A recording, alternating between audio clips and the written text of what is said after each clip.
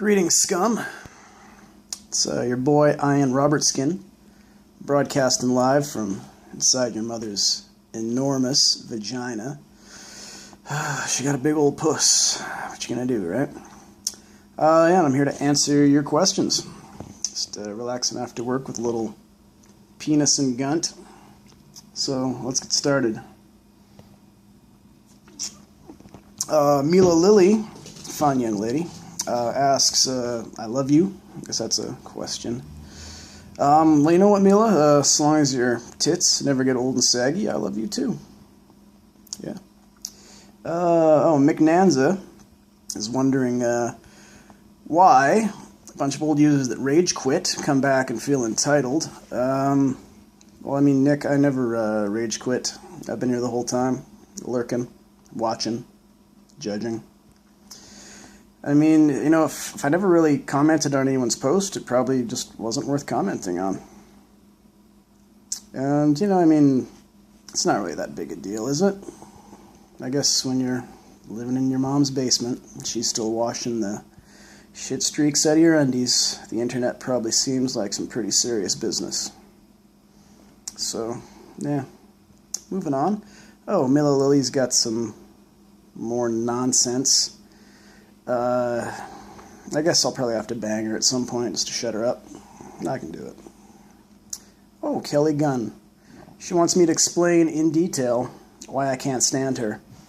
And I mean, Kelly, I used to really have a lot of hatred for you, but then I found out that you got big fat tits, like some big old cans, and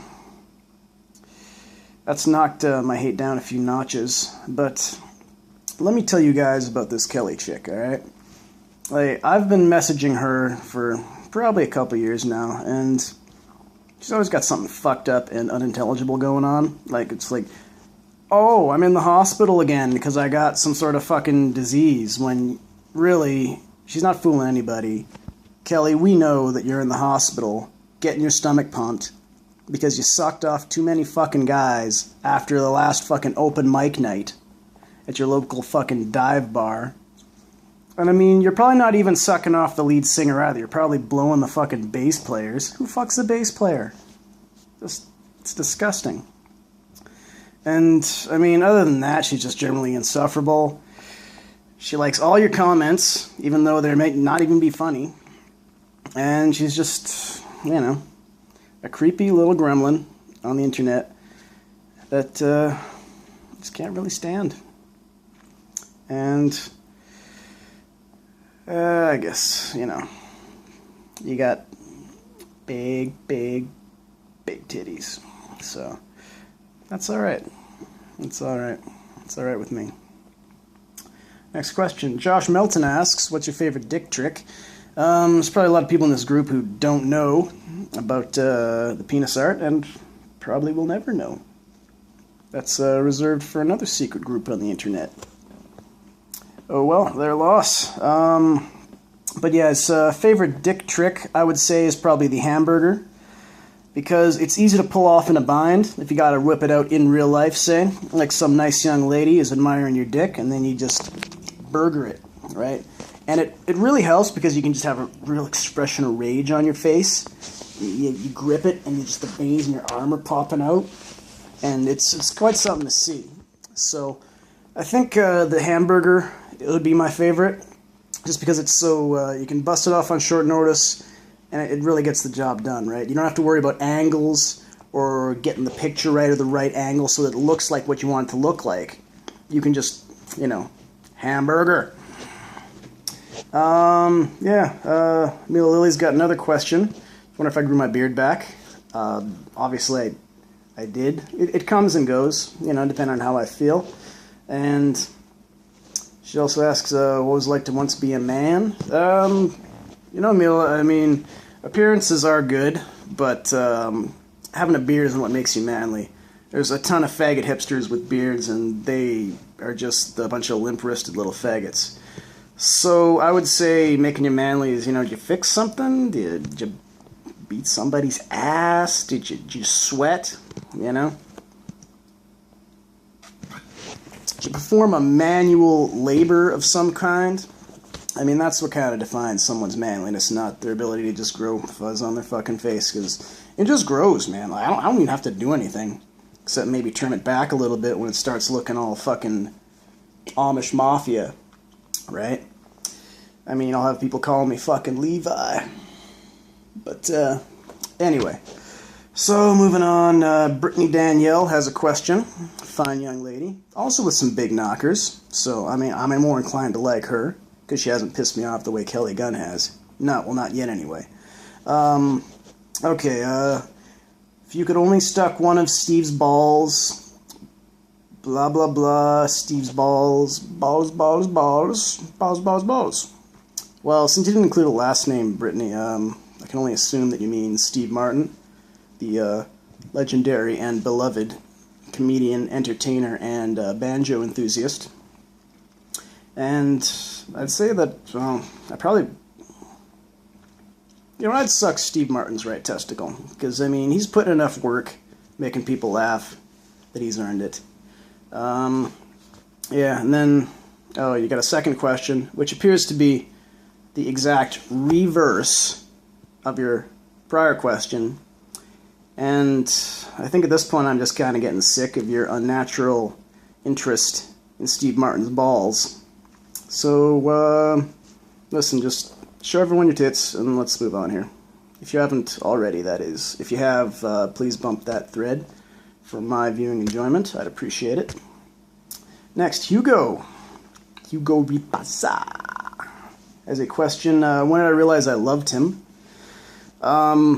You know what, Hugo, you've always been a funny guy ever since I've encountered you on this magical land of the internet.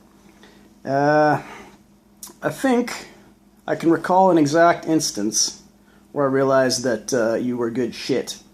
Another delightful gentleman who we hang out with in the same circles, Mike Sharaba, was probably like a year ago. I think when NRP first blossomed.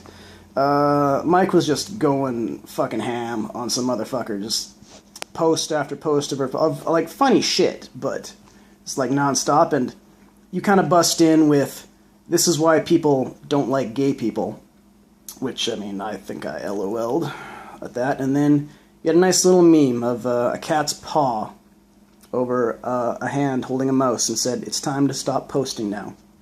And that was just comedy gold to me, so I'm like, this Hugo guy, he's alright. I'll allow him to lust after me on the interwebs. I'll let that happen. Moving on, ever intentionally touched a dick? No. I mean, I'm not going to pretend I never have by accident. I mean, it happens. You run around a shop, play sports, dude's got big swinging dicks hanging around, you make contact. It's, yeah. Which I guess brings us to the next question. What's the gayest thing you've ever done? Well, I will recount an incident. Probably happened quite a few months ago. Gentleman by the name of Jesse, at the last shop I worked at, he was helping me put a transfer case in on the back of a transmission of a pickup truck. And pretty much the way it works is I'm kind of arched over like this. He's kind of arched over the opposite direction. Like, does that work for you? And our groins are both kind of extended to fit into this tight space, and we ended up bumping penises. I mean, it was, we both were wearing coveralls, and I hope at least boxer shorts. So, I mean, it wasn't full-on dick-on-dick contact, but we did bump uglies. And we are good friends to this day, but we've never actually spoken of it. We just kind of went on with our day and our lives. So, moving on, Brittany Danielle asks yet again, what would be the best thing about having no sense of smell? I think the best thing about having no sense of smell would, I'd probably be able to actually fuck Kelly Gunn. So, I mean, that's good enough. Ned Ryerson, it's a very deep and thoughtful political question. He asks, how do I feel about the Palestinians oppressing the Israelis and their invasion of Israeli territory. It's a little bit deep for NRP there, Ned. But let me just say that, yeah, I don't know, man. I think anyone who really has an opinion on this is kind of ill-informed and choosing sides. There's no one side that is the good guy in this situation. And I think it's made more tragic by the fact that there's other powers at play in the Middle East kind of bringing about this conflict and profiting from this conflict and the conflicts that happen to go on there. So it's just very tragic for everyone.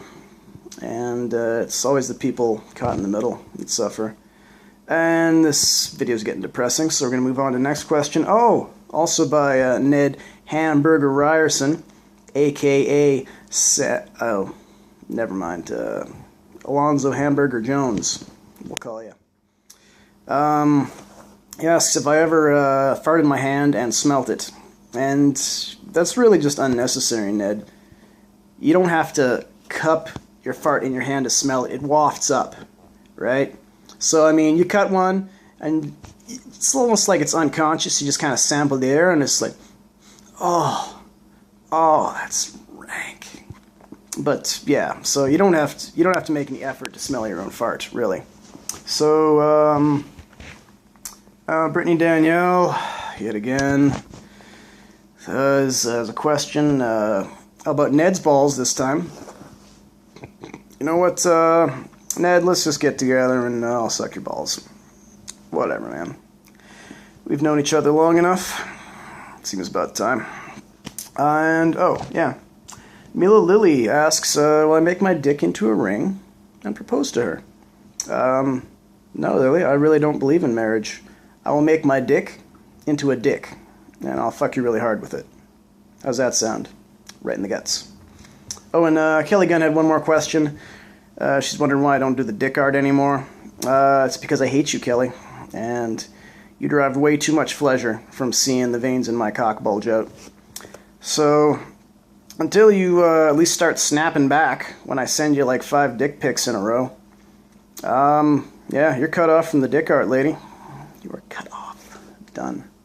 So, that's it for me, NRP. Yeah.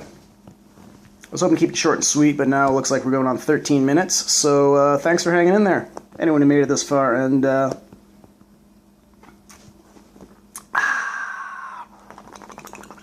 stuff.